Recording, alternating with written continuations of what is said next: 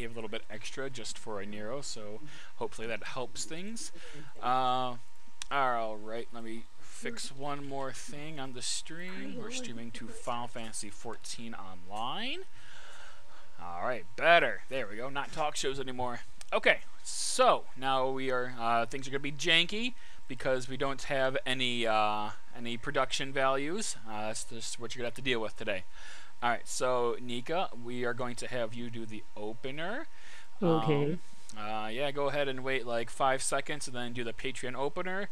After you're done with that, wait about 5 to 10 more seconds after that, and then do the LBR opener.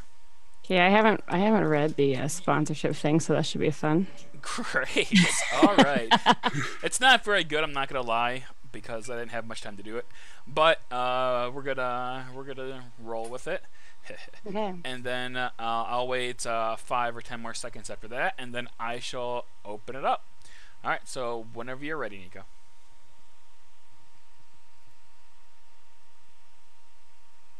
This episode of Limit Break Radio is made possible by our generous Patreon donors, including Gigapantsu of Excalibur, Mello Targaryen of Fairy, Volkai Nilo of Balmung. Thank you so much for your support. If you want to support Limit Break Radio, visit patreon.com/limitbreakradio.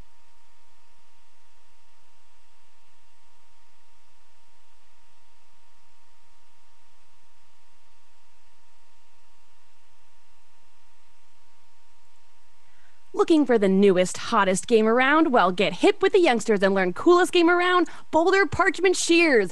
Boulder Parchment Shears is a game of action, deception, and humiliation. Use one of 3 special skills to overpower your foes. Be mighty like a Rogadin and throw a powerful boulder to crush your enemy. Be keen-minded like a Lalafell and trick your rival with parchment. Be quick and sharp like a Mikote and slice and dice your opposition into tiny bits with shears. Boulder Parchment Shears is also perfectly balanced as all things should be, so the only thing stopping you from winning is you. Boulder Parchment Shears. Is it game day yet?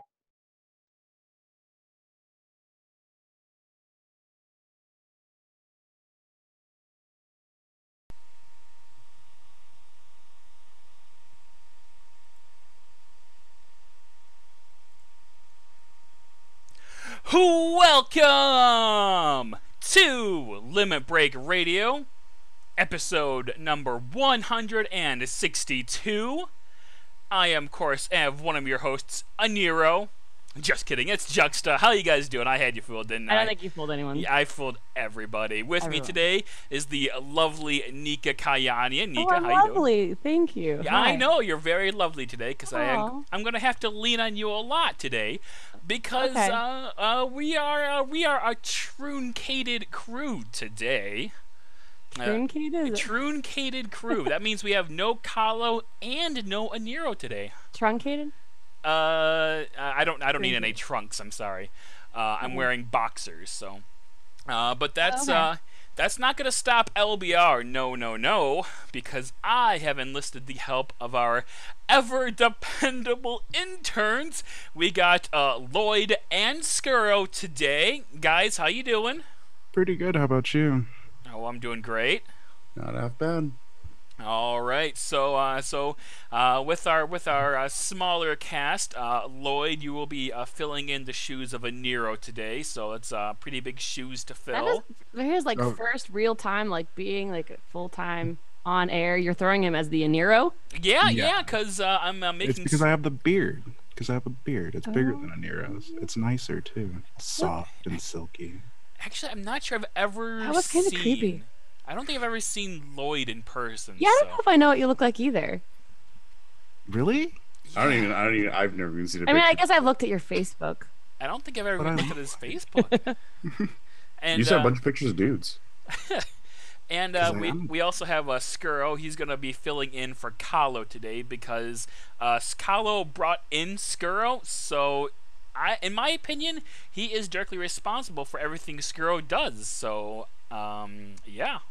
Also, just got to be narcissistic, and I have my own boob fund, so I'm doing pretty good. Yes. That's true. That's true. More than I've got. And that's very fair. Oh God! All right, so yeah, we have our two interns today, and you know what? I feel like it would be a good test to see how well our interns can act as hosts of LBR, as guest hosts, side hosts, whatever you want to call them. Your future with our show depends on this episode. Yeah, yeah. So, and I'm just Oh, so no saying. pressure. No, none. pressure at all. Exactly. And I'm not saying that there's not only one position for intern at LBR, but I'm also not saying there is only one position of intern at LBR. So I'm just saying maybe after this, we may only have one intern after this, so maybe you should put your best foot forward, so to speak.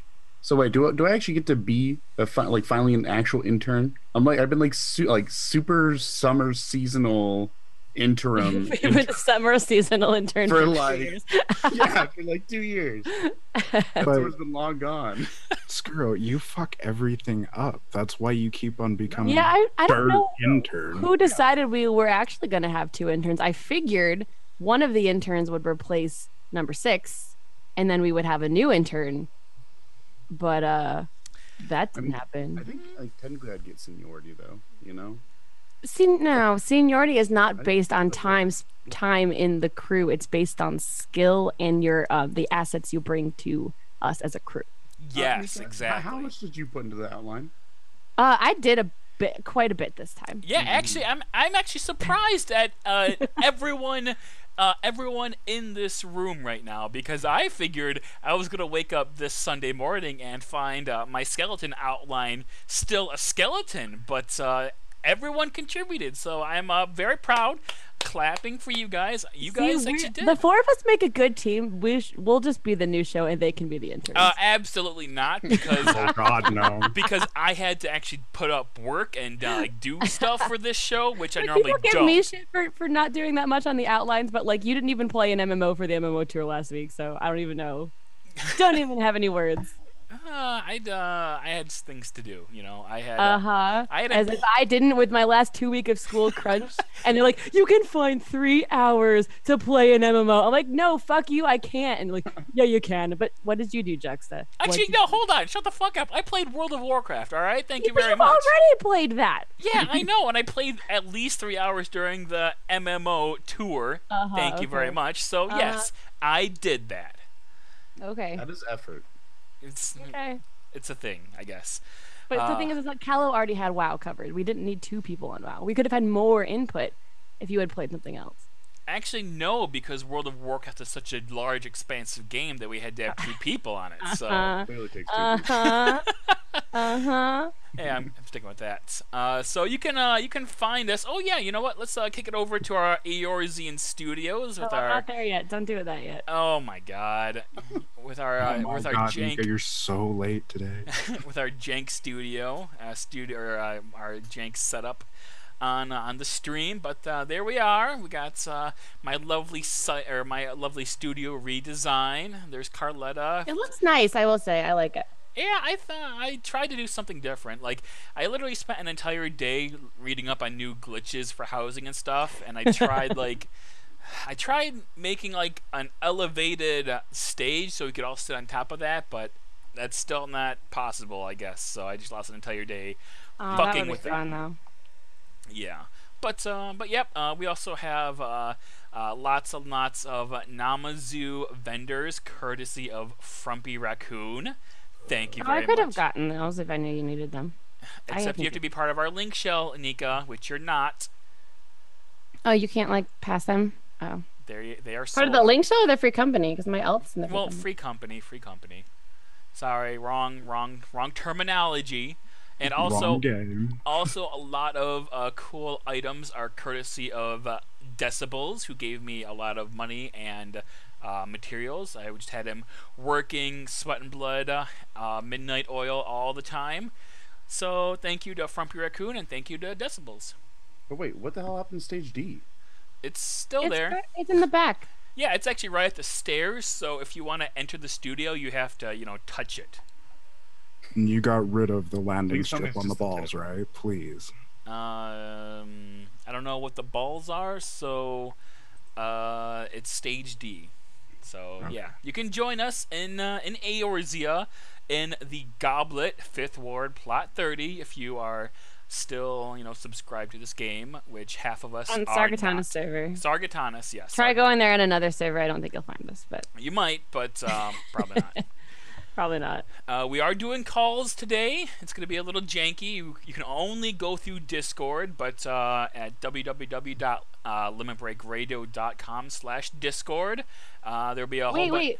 What? If our interns are here, though, Yeah, who's doing the calls? Oh my gosh, Nika! It's almost like I was about to explain all that stuff. Oh my gosh, and you it's almost like I interrupted me. knew that.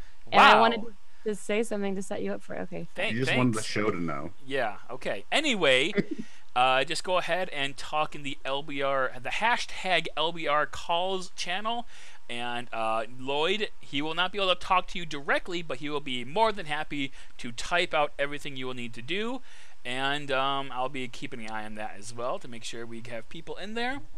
So And where when are we're- Scuro and Lloyd's characters in the studio? Where are Oh. they? But about that, My character's dead. It's like Moonbrita. Like I put him Dead? out to pasture. that's again. never coming back. What's a moon breeda? I don't think I've ever heard that word. Moonbrita's the best. Moon, what's her face? Moon dead in the water? Serious question though. Shouldn't we get interns that actually care about this game? Shouldn't we get hosts Nika, that Well, before we get I'll interns that care clarify about my this position here. game, before we can get interns that care about this game, we need to get hosts that care about Hey, this I game. play this game every day. I mean, are you enjoying it? I'm enjoying raiding and I'm enjoying Namazu Beast Tribe Quest sort of a little bit. AFK in the Golden Saucer is not playing this game every day. Oh, I AFK there when I'm done It's for not the a day. competition. You I've don't been get playing bonus points for Perform. London time. I've been playing Perform with my friend Tyon. He's like a music teacher, and so we have Perform sessions now. It's fun.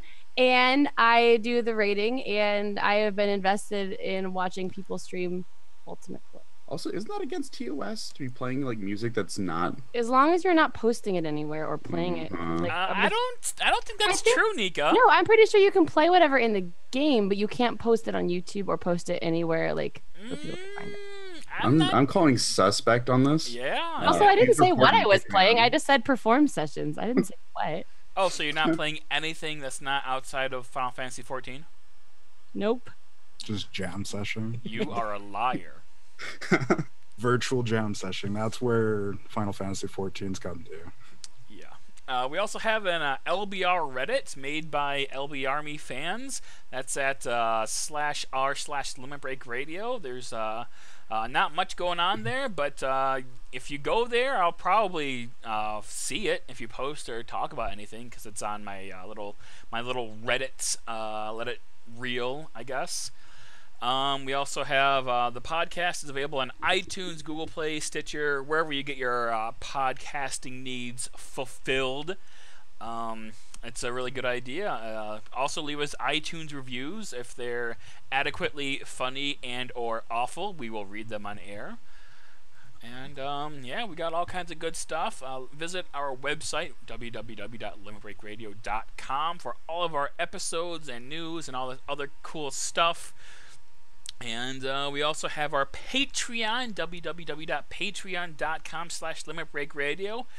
We are above the $1,300 a month mark, so that means we will have the Woohoo. Let's Be Real podcast. It is funded, so sometime this month, not next week, which I'll tell you why, but probably the week after that, we should have the... Yeah, we're gonna set the date for them. Guaranteed the week after next. Yes, most likely, almost. Maybe not. It depends on if Aniero can get all the... Please quote Juxta and let Aniero know that's when it's starting. Assuming Aniero can get all the production done, which I'm sure he can. He doesn't do anything anymore. But yeah, that's probably None of partly us do anything in our life. that's probably partly in thanks to Kallo's postcards from Eorzea, given to you every month for just a mere $20 a month pledge. You should be getting the Juxta's Patreon card in the mail. Actually, I could probably bring that up. But yeah, we have that. We have that It is. It's all done. It's. I'm pretty sure he sent it out very recently. So, gosh, I have to do a display cap. Okay. So yeah, it's. Fuck it. I'm not gonna do this. digging, searching. Lazy things. fucker. Come on, do it. Do it. I can't do it. I can't do it right now. I'm not as well versed in the OBS arts as someone like Aniero. So, but you should definitely check that out. It is very cool. It features me, of course. I am having a sand castle, and it is very cool looking. Now, actually, if you didn't donate to the Patreon at $20 a month last month in May, then you can't get it anymore, unfortunately. And it's very, very sad. And I believe that does complete the summer edition of the postcards from Eorzea. You know what? Why was the sandcast not like more strategically placed? Right? It should have been like laid out and just like right around that crotch area. Because it's not. This was not supposed to be a innuendo postcard. We've gotten a few people not enjoying the constant juxta innuendo stuff, so we wanted a clean one this time. And this is, by the way, from the wonderful work of Noriko Star. Thank you very much, Noriko. It captures my essence perfectly. Much love, Noriko, but I'm bringing the creativity into question. I could have gone that extra mile. Boo. Oh no, it's good. And one more bit of LBR news: there will not be a Limit Break Radio next week. What? That's right. Next week. What will people do on next Sunday? Nothing else important's happening. Only LBR. Well, it's not LBR next week actually, but it's the 17th of June, which happens to be Father's Day as well. So I wasn't planning on being here, and if Jux is not here, we just gotta cancel the whole show. So whole show. Yeah, Well, basically. just because you're a father doesn't mean you have to celebrate Father's Day. Your kid's This is his first Father's Day. This is special. It is my very first one. Oh, I feel so good. But like, can you call it a Father's Day when they can't talk yet? Yes, Yeah. you can call it a Father's Day. They're when practically you're like pregnant. AFK at that point. I understand the Mother's Day thing because she Oh, actually no. worked for that kid. No. She worked for the kid. know Juxta what? didn't do shit. You got to be 5. You got to be 5, then you consider yourself mother and father. No, There we go. no. Yep. I'm a father. It's not AFK because little Bert Bird cries all the time unless she's being held. So, I tried putting her in the corner for half an hour, 2 hours at a time, and after a while she just starts crying. She doesn't like it. So I gotta. Well, I hope you get a fucking weird ass tie and a mug for Father's Day. Then. You know what? Best dad of the year. I would appreciate a tie. I don't need a mug, but a tie, maybe some pajama pants. Maybe Why pajama pants. Maybe Styling. a good grilling tong or fork. Or I want to fuck Woo! the cook. Like, Only shows with Juxta count. fucking Hashtag apron. praise Juxta # mutilate Scuro. Holy shit, that is violent. Yeah, wow, thanks, Frumpy. Very good. Only shows with juxta count. That's very accurate. And mutilates girl. Very accurate. Yeah. Morgan Freeman brings up a good point. Why is Bert not interning? Because Bert would just, suck on the cables and then probably get electrocuted. I mean, to be fair, I think that's probably adding That more would be than a good show, though. No, it What? wouldn't. As a premise. Bad. That would be awful. Okay, -1 point towards permanent hosts. Done. God damn it. Yeah, seriously. That was mean. I didn't threaten Bert. You never so is threaten. that You getting never fucked talk up? bad about babies. Talk all you want about the stupid parents, but not babies. I'm trying to fill in as a Nero. I'm supposed to hate babies, right? Oh, yeah, good job. Actually, that's a +1 for you. So good job. No, minus points. And to be fair, babies, I didn't really know much about babies until I had one, but holy shit, are they suicidal? They're Yeah. adorable, though, Well, right? then how do they know that things that they do can kill them if they don't try it first? She just tries crawling off the diaper changing table and good thing I have daddy reflexes and I caught her a couple of times, but Couple God, times. Is that You one of guess? them? sure, we'll Well, go it's with your 2. fault for trying to teach her how to fly. How old is she now? She's 9 months, 5 days ago. Okay. 9 months. Oh, she's growing up so fast, but she's still really tiny. She's in the bottom 1% of like normal baby mass. Feed her. I do feed her. And that's another thing. Like, Tell why Bear to feed her. why don't babies like eat more? Like, it's like, oh, drink. They can. Babies should be fat. They should be fat, but she's like, okay, I'm done now. I'm like, no, you only had half the bottle. Drink more. And she's like, I'm gonna slap this and get it all over the place. I'm like, oh, great. You just gotta like pinch her nose and then just be like, It tastes good, damn it. Drink this. Yeah, she really. Clearly, I'm ready for a child. I don't know whose child this is, to be honest, because she loves green beans and peas and vegetables, but she will not touch like chicken or turkey or any meat. Definitely not my child. This is not. She's a vegetarian already. Yeah, I don't know what's going on. He just doesn't want to be fat like daddy. Gosh, this is a great show already. We're talking about my baby. No shit about Final We don't have Fantasy any more LBR news, correct? Just talking about my baby. That's actually that's enough. That's the show today. I mean, you could have a show on Father's Day where we talk about your baby because it's relevant. It's not relevant right now. Well, we're not. We're not doing a show next week, so that's why we got to talk about too it bad. today. Guess we're done. Guess we're done. Let's move on. And you know what? Like, my baby is so cute. Like, I was trying to, like, you know, like, be a good parent. Oh. Let's go to Final Fantasy. Shut the fuck up. Graced a woman with all manners of banging # impregnate # bang mage. Hashtag bang mage. That's right. And you guys are supposed to have the Streamlabs up. Scuro. I have it up. Or I have mine up, and I didn't talk those Lloyd. I can't. It's not working for me. Well, So refresh. I think that's another +1 for Scuro on Intern. I can't tell the two of you apart on your voice. You know, we need to put up like an OBS like counter of like who's got whose points. Oh yeah, I'll get right on that. I'm not doing that. Yeah. But anyway, like, babies are like gross and ugly looking like 90% of the time. Like, my coworker had a baby, and it's got the weird like creepy like alien skull face going on. I give you 5 more seconds to talk about babies. And like, my baby is just beautiful and perfect right from the word go. And I was fully prepared on my baby being ugly for like the first. All right, we've got some FF14 news as well. Some couple cool things happened this week, right? Okay, Yeah, okay. Let me do the FF14 news because. Okay, good. You're welcome. Huzzah! Big space for production goes now. And we have a little bit of Final Fantasy XIV news. Apparently, the Alliance greed-only option has Why been... are you doing the news? I thought I was reading that. Yeah, I'm going to talk about the news, and then I throw to you. This is why we had No, the because pre-meeting.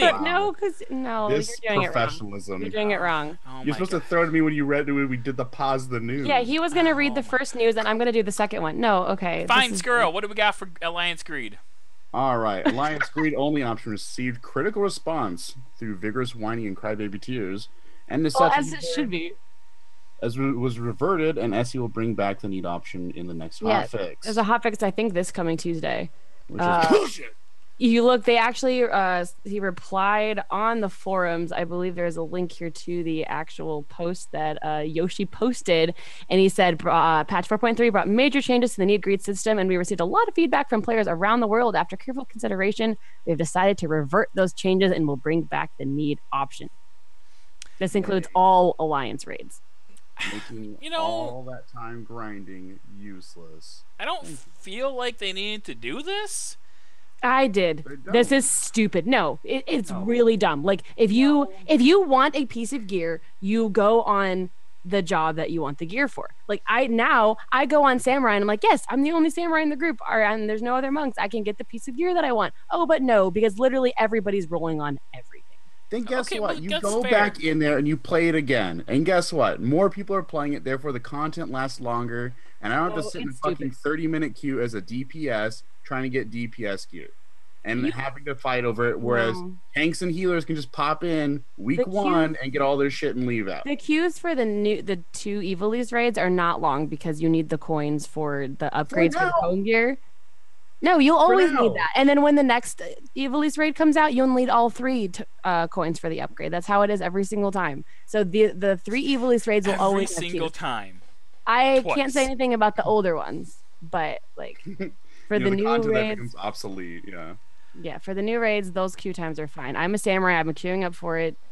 The queue times are fine. It sounds like you guys are just whiny babies because now suddenly tanks have to roll against people and your DPS have to roll against people. Guess what?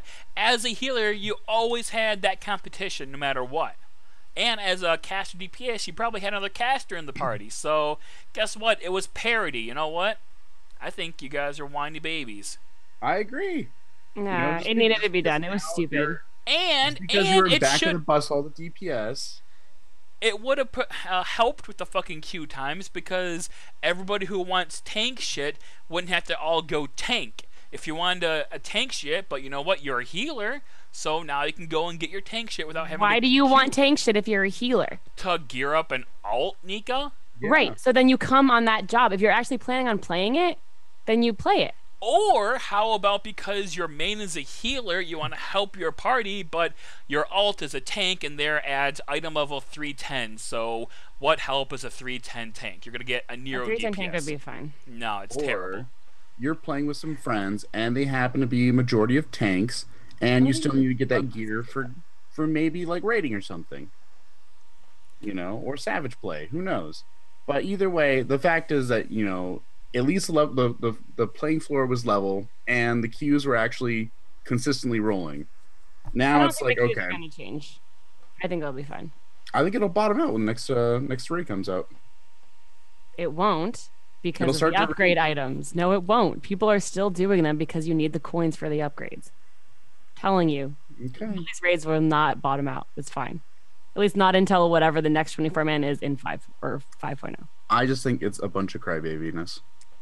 Very much so. Crybaby, so shut up. All right, so there was another patch that came out. Nika, you want to talk about this patch? Sure. Patch 4.31 dropped last Tuesday, and literally, other than a bunch of bug fixes, the only thing that came with this is the weapons refrain ultimate, which is Ultimate Ultima. People have been grinding their faces off since Tuesday. Basically, the first thing I'd like to say is I'm so happy to see the Final Fantasy XIV Twitch community visible again. There's been thousands of people watching, hundreds of streamers try to progress on this. And as of 9:07 Eastern time this morning, world first group entropy from the EU servers has cleared Weapons Refrain Ultimate. Woo! For world first, they are still, as far as I know, the only ones who have cleared it, although there are a few other groups that are expected to have cleared today, I believe, but it has not happened yet. And we now, because it's been cleared, we can definitely expect to see those Twitch stream numbers drop like a rock. I don't know. I was watching Mr. Happy for a while today, and he had between 2,000 and 4,000 people watching him at any given time. That's Mr. Happy. I know, but like, but the others channels, there were a bunch with many hundred up to thousands of people watching. Yeah, like, but Nika, like on Tuesday, Wednesday, and Thursday, like Xeno and Happy both had like 6,000 people, and we're already down to 2,000. That is a huge drop off. Yeah, maybe. But I feel like also Happy had a good point that anyone who was actually going for a world first, like hardcore, was not streaming because you don't want to give away the little bits of information that you would know ahead of everybody else. So really, people were just watching it because they were the visible names that were streaming. Of course. But, it's a really fucking insane fight. I've been watching a lot of it. It blows my mind. But from what it seems like, there are a lot of groups that are really close to clearing. Mr. Happy is only about 2 minutes away from the end, and he says that other streaming groups are about that close too. The JP groups, we don't really know where they are. So how long is the fight? The fight is around 16 minutes. Is it? It's really long. Yeah. How long is it compared to Ultimate Bahamut? I think it's a little bit shorter. Okay. Yeah, so people were saying that this is like the reason people might have cleared this one earlier than because Ultimate Bahamut took 11 days to clear. This took 6. So people are saying that, you know, it feels like this one is a little bit shorter. So that's why, because like when you think about it, even though it's only like Ultimate Bahamut's just a couple minutes longer than Ultimate Ultima, progressing those last couple, like you have to progress one mechanic at a time. So when you think about progressing like 3 more minutes of fight, that's a couple more days, you know? So that's okay. Silent Talk in chat says 15 minutes for Ultima and Bahamut was 19. That just sounds awful. Super. And now to compare it to your average like endgame raid, and raid is usually about 12-ish. So it's already much longer, and it's insane to watch. We do have an image. You want to pull that up of the team with the? No. About that. Put it in there. I put it there. I don't know how to fucking. All right, fine. Well, I talk about it. I got it. The people I know were complaining that they didn't think the weapons looked that cool. However, when you put them all as a set like this, it actually they look kind of cool. I think they look cool anyway. Their party setup seems to be Paladin, Dark Knight, Monk, Ninja, Bard, Summoner, White Mage, Scholar, and people are really excited that once again the Ultimate Clear has a Dark Knight in it because apparently that's like anti-meta or something. So people are really Dark Knights are garbage. To see a Dark Knight Clear. Are terrible. What? Why?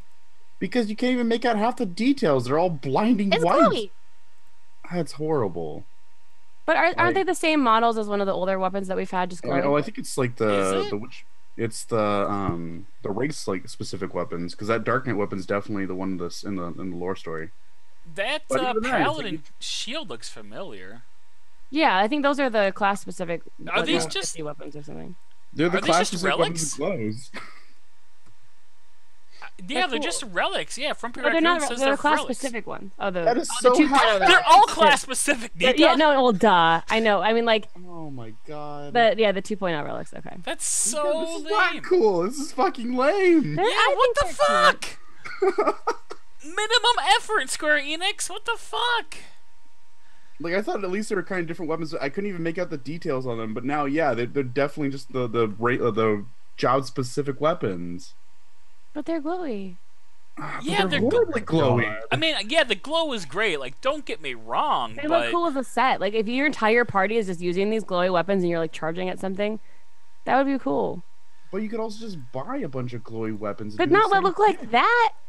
Oh my god. It's cool. But why do you need glowy weapons? Because this game knows that the bigger the glow, the bigger the cool. That's what 14 is all about. You know what Square-Enix needs to get back? It needs to bring back glowing armor. I really miss that. There's a couple of things you can buy on the board that have like glowies around them. Yeah, that's straight from 2.0h shit. Yeah. They haven't done anything since then. And highlight you your don't character think on the screen. You don't think that once we can upgrade the Eureka gear that's gonna glow? Probably not. It better.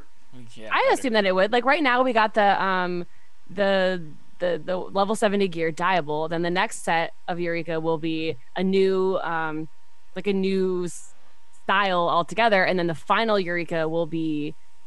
Or there's 2 more Eurekas after this, isn't there? But the final whatever Eureka will make it really glowy. The final patch, you mean? It'll be like slightly glowy, a little bit more glowy, and extra glowy. Yeah. And everyone's gonna be blind. And also extra dyeable, so you can dye like 2 things on the armor. This game sounds like it's gonna be so horrible. You're gonna just walk around and you're gonna have to turn down your screen because everyone's gonna be blinding you with their fucking gear. I mean, that's good. I like that. I mean, it should be blinding. You like that, but you don't like that you can't see details on the weapons because it's blinding. You like blinding armor.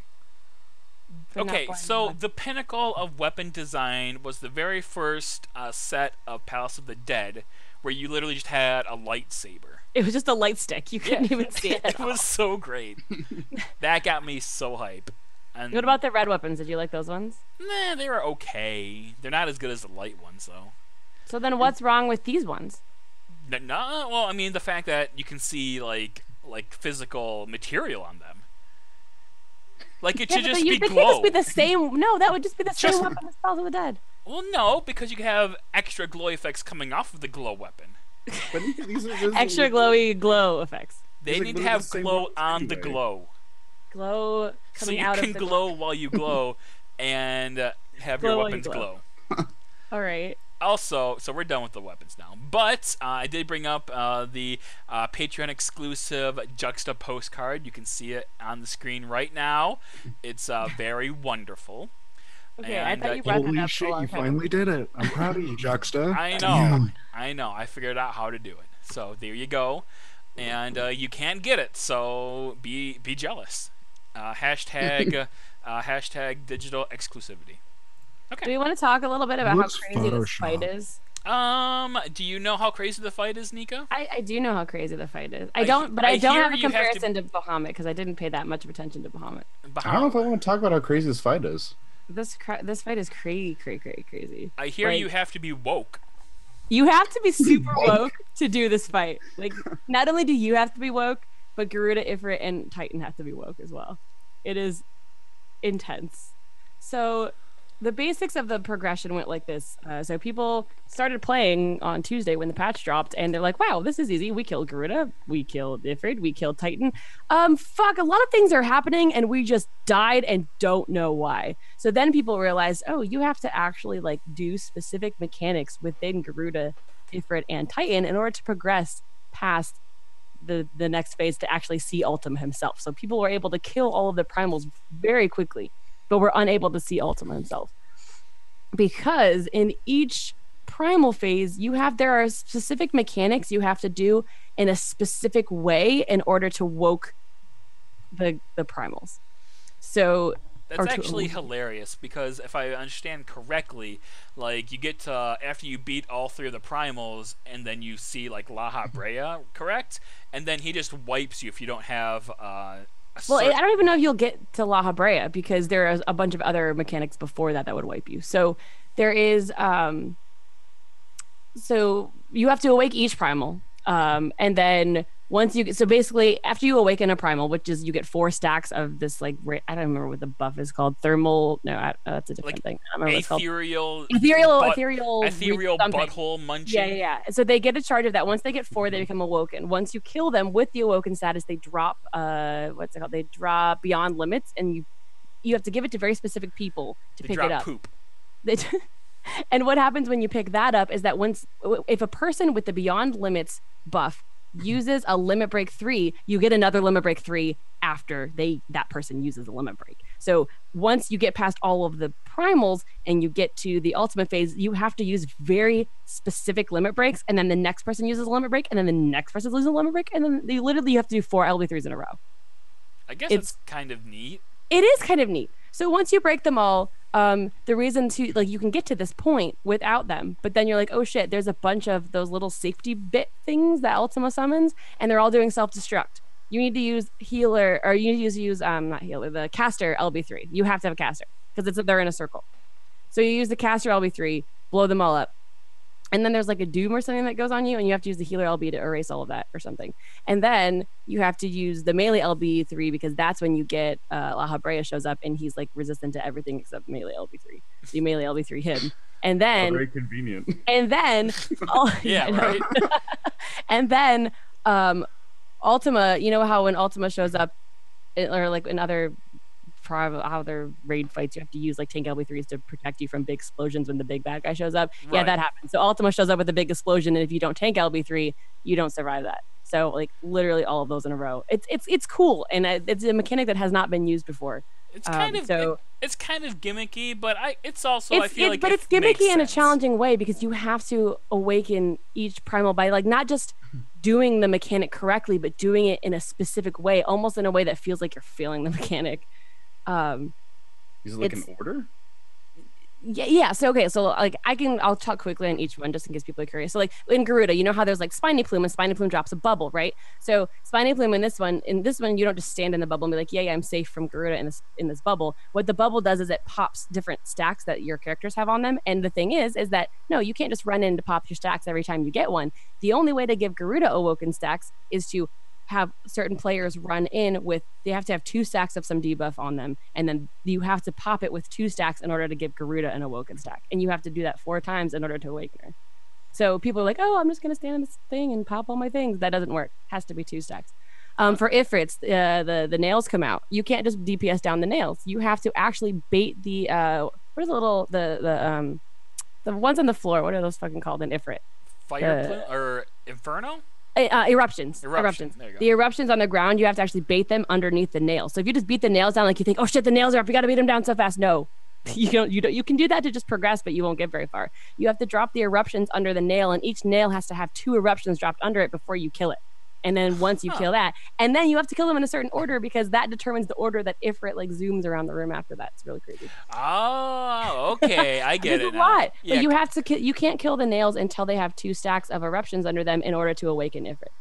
And then with Titan, you have to get in to stand inside of the puddles that the jails drop when they break. But the thing is that Titan doesn't move around because he's using like tumult and like stomping. So this is actually the coolest one. You have to drop. So there's a bomb out on the arena when the jails come out. And so what you do is there's 3 jails and you have to line them up in a row from the bomb to Titan. And so what happens is the bomb explodes one jail, which drops a puddle, which explodes the next jail, which drops a puddle, which explodes the next jail, which drops a puddle that awakens Titan. That's actually really funny. It is really cool. And it's like when you watch somebody do it, it's really intense because it's so fast, but you see people like they have to, by the way, you're like dodging a million landslides and shit while this is happening. Of right? course. So it's like you see them all line up in a straight line, and it goes boom, boom, boom. It's like a chain reaction. And all of a sudden then Titan, like he has to stand in the puddle for the entire time because you have to get 4 awaken stacks. So he has to stay in the puddle the whole time to awaken him. And then you have to do all the limit breaks, and then you fight. Then you get to the actual encounter. And then you can fight the then fight. You can actually fight the fight. Gosh. Yeah. And only one group has so far been reportedly cleared it. Is there anything special about Ultima, considering all this other shit? I mean, he's woke too. So the transition after you use all the limit breaks is you actually watch him devour each of the primals. Like he eats them. And as he eats them, he gets like wings, and then he gets like different things, and then he has the woke buff. So all of his shit is stronger, and like he does a lot of mechanics. I can't really describe all of them. I was watching Mr. Happy do them today, and it was insane. Insane. Like he said he's about 2 minutes and 15 seconds away from the enraged, and it's just, I don't know, it's really hard because like even still while Ultima is doing his own moves, Garuda, Titan, and Ifrit are reappearing doing different things around the arena, or they'll just be like random shit on the ground from them. There's still jails going out. There's still like Tirada and Saparna show up and do shit. Like it's really like, so basically I want to like bravo to the fight designers for this because this is intense. Yeah, I'm glad it's just more than just Ultima, because when people it's so much more. Yeah, when Square-Enix first unveiled that it was going to be Ultima, like everyone was kind of but if it's also like Ultimate 3 primals as well, then I guess that makes it a little bit more interesting. Yeah, and I think in the original Ultima fight, like Garuda, Titan, and Ifrit show up like once or something. Like their consistent presences, even after you've defeated them, even after he eats them, they still show up and do things. Yeah.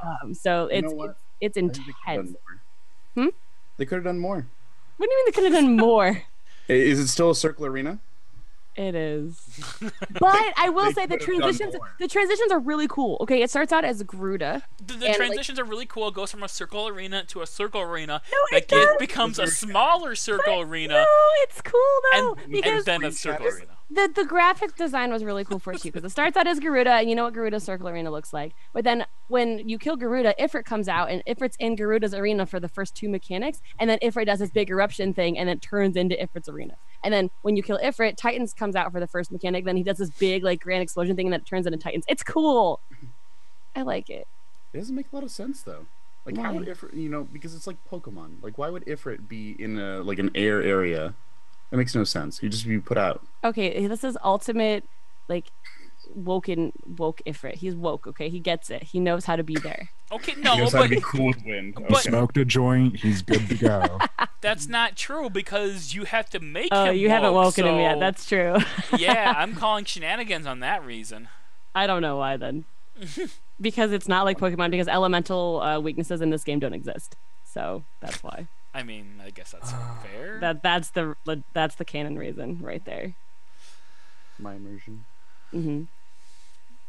All right, so. But congratulations to Entropy, who I hear is also some members from Angered, who was one of the last world first clears. But anyways, they're called Entropy, and they're on EU servers. And congrats. Is it worth it for like this to be like just a rehash of a fight? Because, like, I feel like it would have been probably more interesting if it was a whole brand new fight. No, see, I agree, and I wonder how far they're going to go with this, because people were kind of excited that they went back to Ultimate Coil Bahamut for the previous Ultimate, just because everyone has a lot of nostalgia for Coil.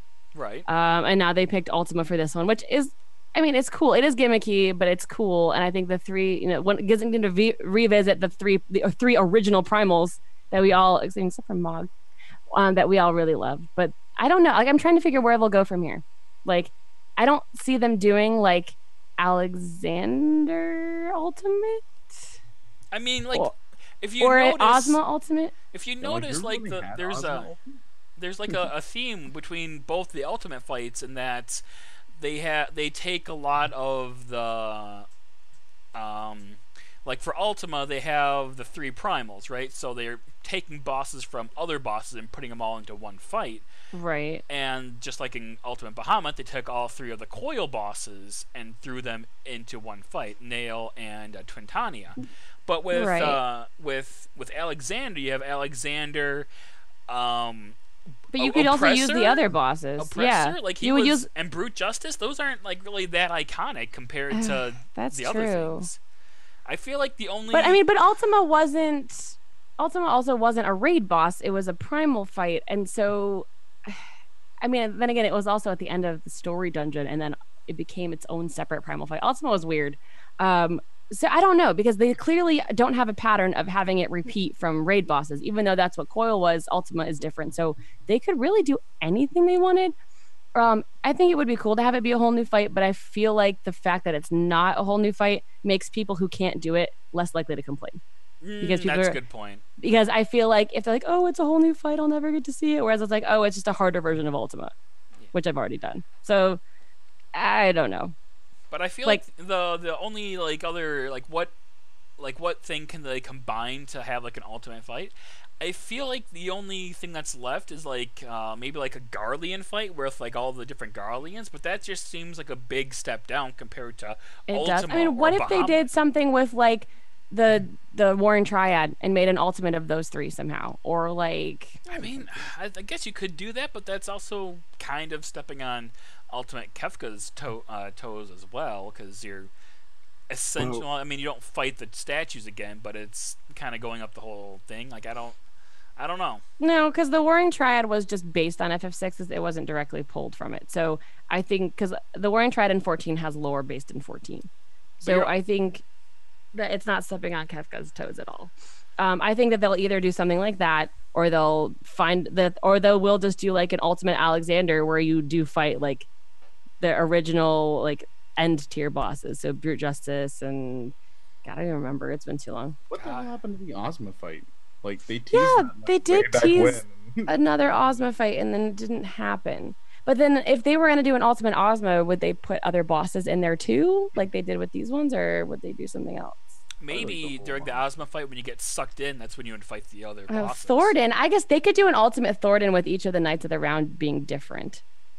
Actually have a battle that's not like rehashed from the old ones. Like I'm tired of seeing like just recycled shit from the same games. Like fucking come up with a new idea. What game are you playing, Lloyd? That's all we have here, okay? You need to settle down. But that's my huge contention with this is like these are good ideas, but like when are they gonna actually come up with their own ideas? I think that's the problem, is that I don't think Square-Enix is ever going to have like a new thing for the ultimate fight, because this is like kind of like quote bonus content that we're getting. Yeah, it is bonus content. But to be fair, again, I am still going to commend the battle writers, because while they are rehashing some of the mechanics and they're using the same like graphical images for the mechanics, the way you treat the mechanics are very different. And like they've never like having the whole idea of being able to pass by certain phases of the fight, but then realizing you missed shit, having to go back and then do mechanics in a certain way specifically in order to pass a phase. That's a whole new idea. They've never done something like that. And I think I commend them. And it kind of wants me to come back and play that a little bit, but you're never going to get to this stage though. No, I'm so far back I can't even come back. Yeah. Unless you guys buy me like a jump potion, since you like those so much. I mean, buy it yourself. But I'm poor. That's why I'm working for you. Work harder to become a permanent host and get some money to buy your own jump potion. See, there you go. All right. And in order to do that, you have to play Final Fantasy 14 and level up. So so I have to pay to make money. Yeah, that's what we did. We paid to play these games long before we made any money off this shit. So. I'm just giving you shit. Run with it. Don't apologize. Don't back down. Yeah, what the fuck? -1 point. -1 point for being a little whiny piece Someone of shit. in the chat keep track of these points for us here. Yeah. I'm like at positive 100. Screw's at like negative 100. No. Because what? you know what? Minus one Screw's at like 0. I thought this game was like, I win. You didn't even Lloyd you didn't even link the entropy shit. You didn't even link the patch notes. I did that. Lloyd, where the fuck are you? Wait, You know no. what? Lloyd decided to do a future discussion with pictures instead of text, so that hurt my eyes to I read. think I'm winning the game. I don't know about that. I Have I apologized to you, Nika, even once? No? I don't know. Probably not. No? You white knight for her all the time in the chat. Scam. Bullshit. Like, no. Oh God, it's like watching two retards slap each other. This is really. Speaking of Mr. Happy, he wanted me to let Aniero know specifically that you just said speaking of Mr. Happy after I said watching two retards. That's your words against your husband, Nika. No, we were talking about That's Mr. your Happy words. earlier. I'm just trying to progress conversation because we're not getting anywhere with this.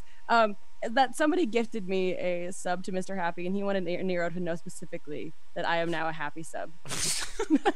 Well, I mean, it makes sense. Like, if you weren't subscribed to your husband, I'd be worried. I know, he apparently never heard that rumor either. There was a couple people in the chat when they saw me talking, me like, "Oh, you're here to visit your husband's stream," and like he didn't even know anything about that. And so I was like, "Yeah, there's all these like stupid LBR rumors that we're married." He's like, "What? You haven't heard that?"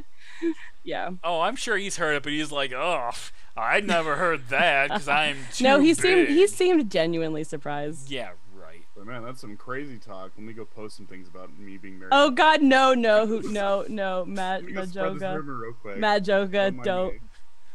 There's a whole thing now with Japanese people calling him Oji-san, which you can use as like an affectionate term for a friend or someone you look up to, or it just means uncle. Uncle? And so people are calling him Uncle Happy. What? The Japanese streaming people were calling him Happy Oji-san, which is like an affectionate, like the word for uncle. Like you'd call a family friend uncle even though they're not really your uncle, kind of like that. But so then people started calling him Uncle Happy.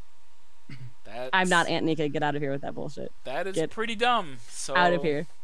All right, so you're listening to Limit Break Radio on twitch.tv/Limit Break Radio. We have an open caller today. It's on Discord.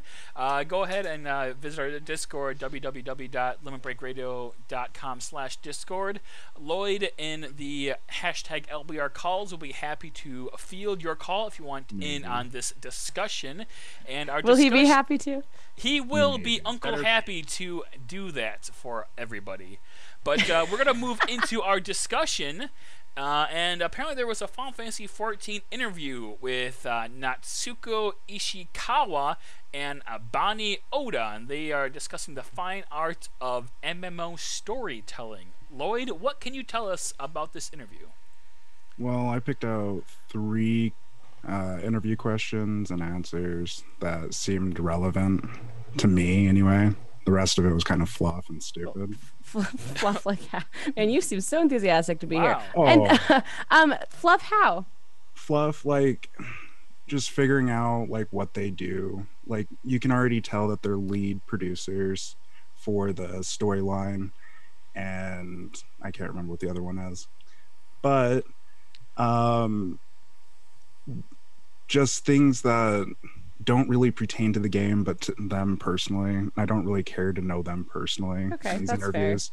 Fair. I kind of want to know more about the game. Okay. But the first question I picked out was, what did the creative process look like for Stormblood? How long? Fuck! I hate reading. No, it's okay. This question was written wrong. You're not wrong. We're just okay with the fact that someone doesn't even play the fucking game is just like weeding out all the things that don't matter to them. Yeah. Objectively. Like Nika's just like, no, it's fine. You know, whatever. We can start from the top if you want. No, see, Scuro, this is how we do our show, is where we have someone proofread what we're going to talk about, and then if they say that it's not worth talking about and they explain why, then that's fine and valid, because we don't want to waste everyone's time with stupid bullshit, Scuro. But also, Scuro, you're one to complain because you don't play either. That's why I think we should read all of it.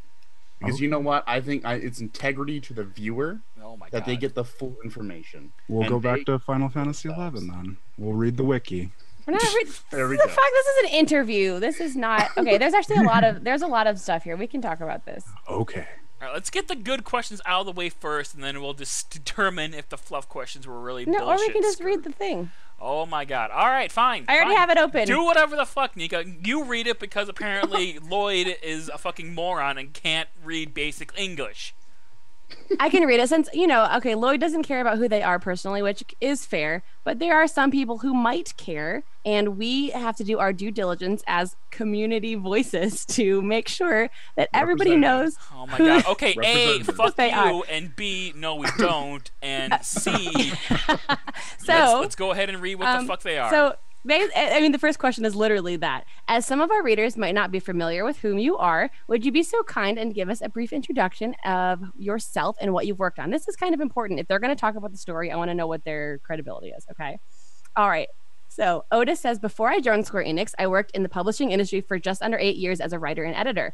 I came to the company just after Yoshida had taken charge of FF14 and joined his team. So he's been here since right after he took over 1.0. No, not skipping.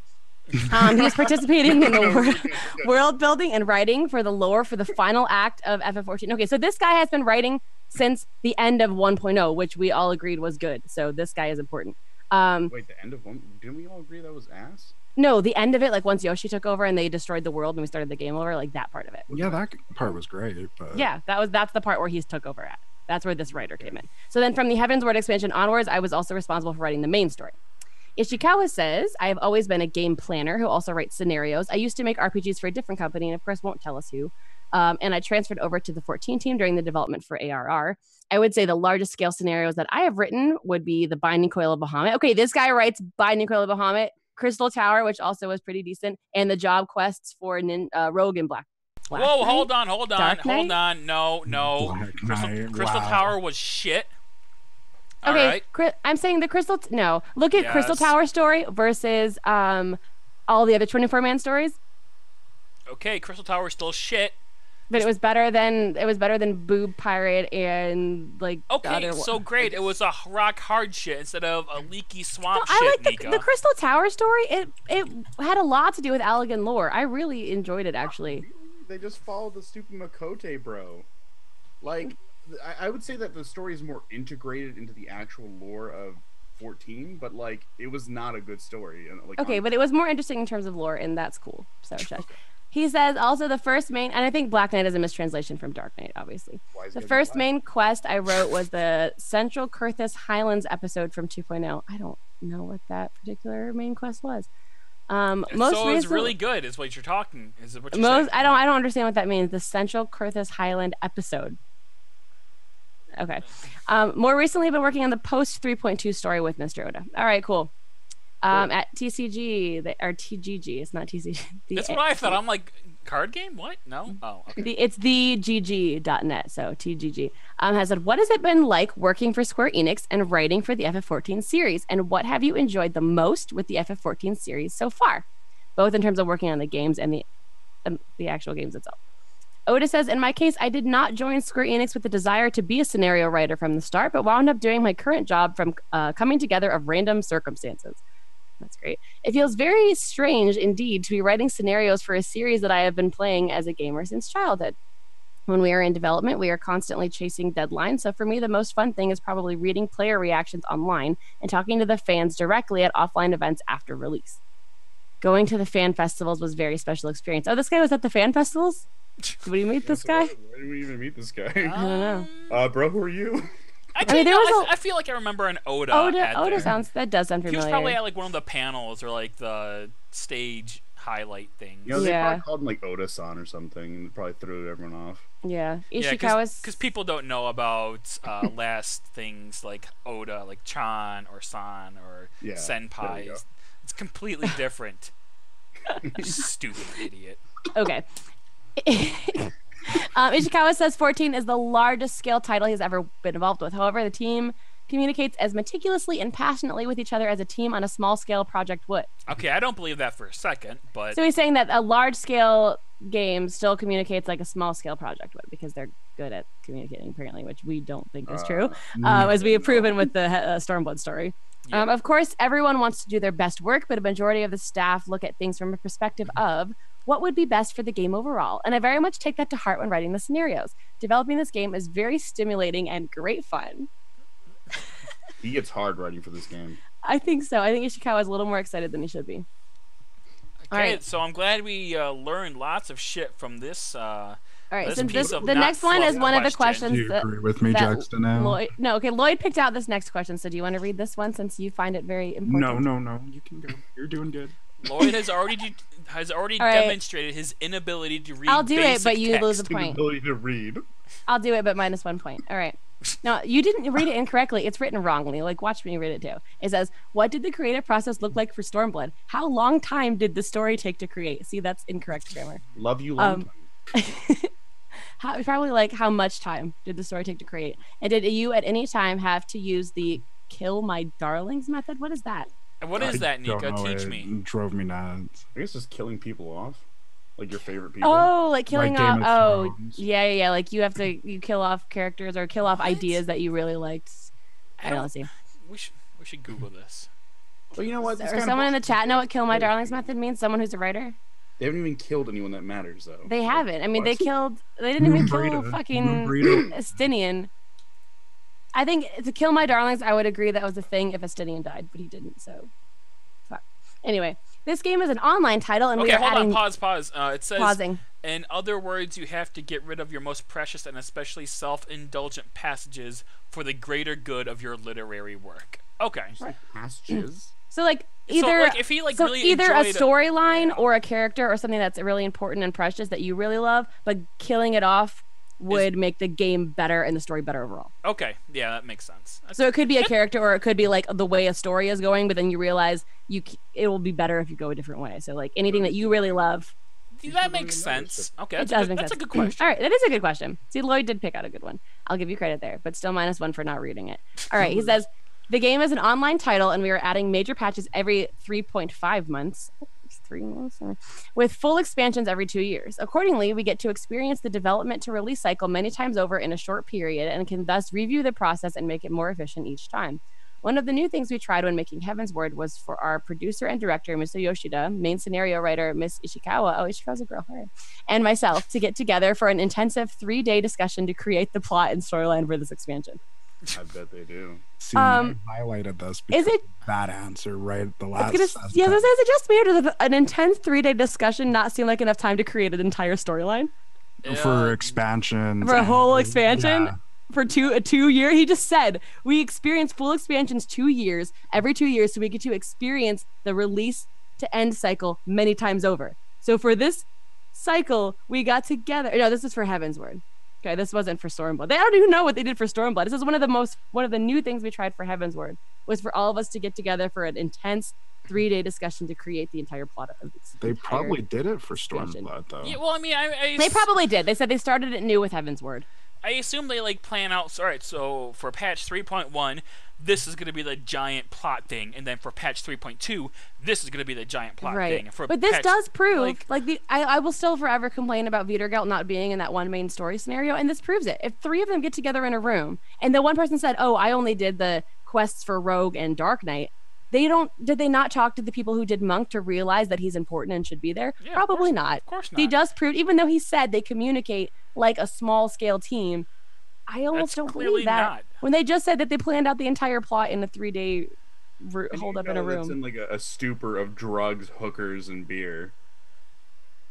Like, I mean, people don't do knock that. out a maybe. whole entire thing of which one go a whole entire thing of content. Like, no, that's way too short.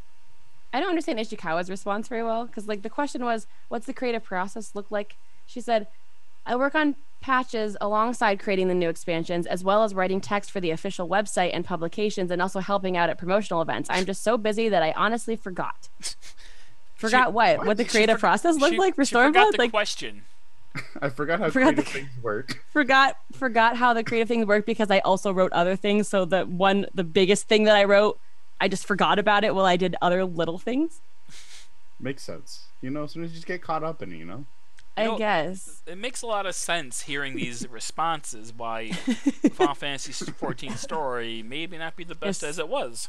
Yeah. I'm glad it has proper English. Hey, you know, they couldn't get to the story because they had to update the website and let you know that the Mog Station was updated and had items to purchase. Okay? It's a big deal. Well, they still haven't updated the last update with the items and all that, so we still don't know what items came in the last patch. I mean, it's the do. weapons. It's the weapons. But there may be But other but you're right. The items. website's not officially updated with them. All right, Robin again asks at TGG, what is the one thing you are most proud of when it comes to your involvement in FF14? If you could go back in time, would you then like to change or make anything undone?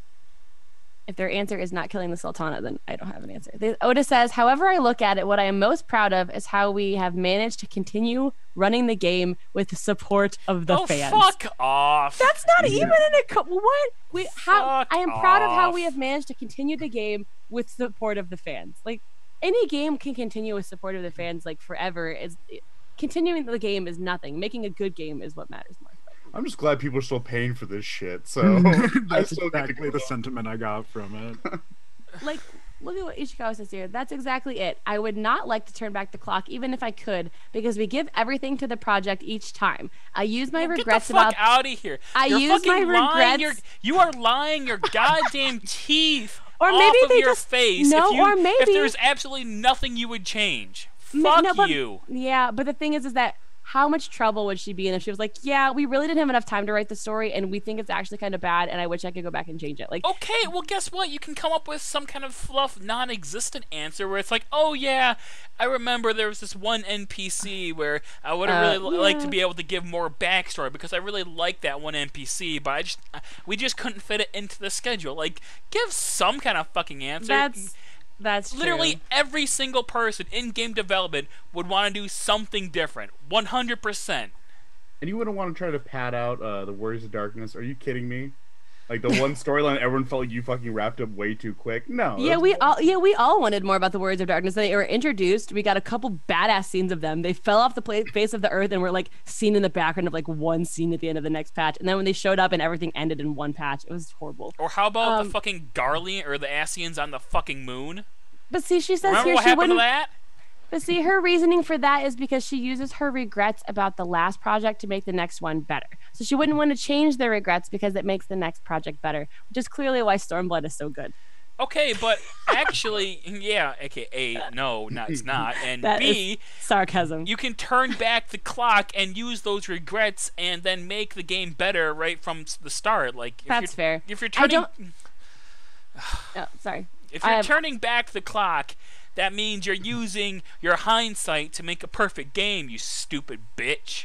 So I don't know if she said this or who said this, but there's a picture here with a caption, and it says, "One could argue forever about the role of a good story in a video game." This might be the person who wrote the article. But on a personal level, if the story isn't well made, then the game falls flat for me, as it's very hard to take for me to take the said game series and the story and the game's characters aren't believable throughout.